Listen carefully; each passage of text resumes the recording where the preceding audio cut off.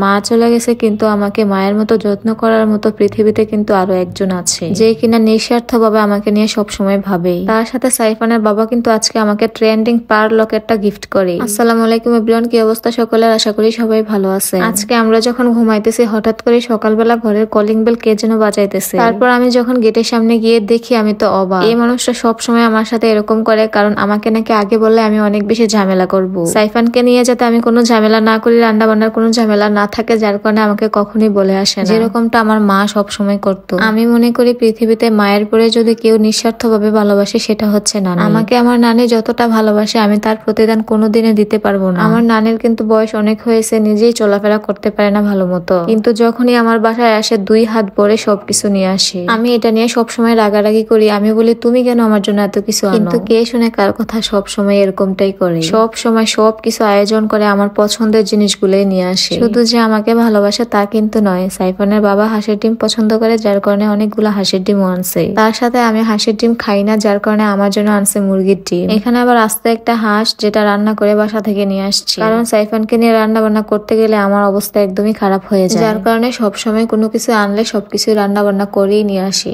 দেখুন এতগুলা দুধও সে একা হাতে নিয়ে আসছে। আমি যখন বলি আমার এখানে তো সবকিছু পাওয়া যায়, তুমি কেন অত কষ্ট করে এত কিছু আনো? তখন বলে আমাদের এখানে সবগুলাতে নাকি অনেক ভেজাল আছে, আর গ্রামের গুলা নাকি একদম পিওর। এখানে আমার পছন্দের বোত্তা শাক নিয়ে আসছে, তার সাথে রান্না করে লাউ শাক নিয়ে আসছে। এই মানুষটার ঋণ আমি কখনোই শোধ করতে পারবো না। সবাই আমার নানির জন্য দোয়া করবেন যাতে সবসময় সুস্থ থাকে। তার সাথে আজকে সাইফানের বাবা আমাকে পছন্দের 2টা জিনিস গিফট করে, ফেক নেলস আর একটা হচ্ছে রিয়েল পার্লের লকেট, যেটা এখন ট্রেন্ডিং এ চলতেছে। আমি তো এটা দেখে খুবই এক্সাইটেড ছিলাম খোলার জন্য। আমার তো এই গিফটের বাইরের প্যাকেজিংটাই অনেক বেশি ভালো লাগতেছে। এটা আমি ফেসবুকে অনেকবারই দেখেছি ঝিনুক থেকে সরাসরি মুক্তা বের করে। দেখা যাক সত্যি কি ঝিনুক থেকে মুক্তা বের হয় কিনা। আমি হাতে নিয়ে দেখতেছিলাম, এটা তো সত্যিকারের ঝিনুকের মতোই লাগতেছে। ছোট হাটের মধ্যে প্যাকেজিংটাও ছিল অনেক সুন্দর আর ইউনিক। আমি তো ফেসবুকে এমনটাও দেখেছিলাম ঝিনুক থেকে মুক্তা বের করার পর ঝিনুকটা আবার খেয়ে নিতেছে। এটা একদমই কেউ করবেন না, এটা স্বাস্থ্যের জন্য খুবই ক্ষতিকর, এবং এটার গায়ে সতর্কবাণী দেওয়া আছে এটা খাওয়ার জন্য নয়। এটা দেখার জন্য আমি খুবই এক্সাইটেড। এখন তো খুললাম, দেখি ভিতরে কি থাকে। সামনে তো ভ্যালেন্টাইন, এই ভ্যালেন্টাইনে যদি এত সুন্দর কিউট একটা গিফট দেওয়া যায় তাহলে কিন্তু সবাই খুশি হবে। ওয়াও, এটা তো সত্যি সত্যি মুক্তা আছে। এই কিউট রিয়েল পার্লের গিফট বক্সটা কিন্তু আপনারা পেয়ে যাবেন রুবিস কালেকশন ফেসবুক পেজে। পেজটা আমার এই ভিডিওর ক্যাপশনে দেওয়া আছে, অবশ্যই চেক করে নিবেন। এখন দেখি লকেটের সাথে মুক্তাটা সেট করলে কেমন লাগে। গিফট বক্সটা সত্যি আমার কাছে অনেক ইউনিক লাগছে আর অনেক বেশি সুন্দরও লাগতেছে। সাইফানের বাবা চায় আমি যেন সব সময় খুশি থাকি, আর আমাকে খুশি করার জন্য যা যা করা লাগে সে সব কিছু করে। আমি কিছু বলার আগে আমার চোখের সামনে সবকিছু হাজির করে দেয়। লকেটটা আপনাদের কাছে কেমন লাগতেছে? আমার কাছে তো অনেক বেশি ভালো লাগতেছে।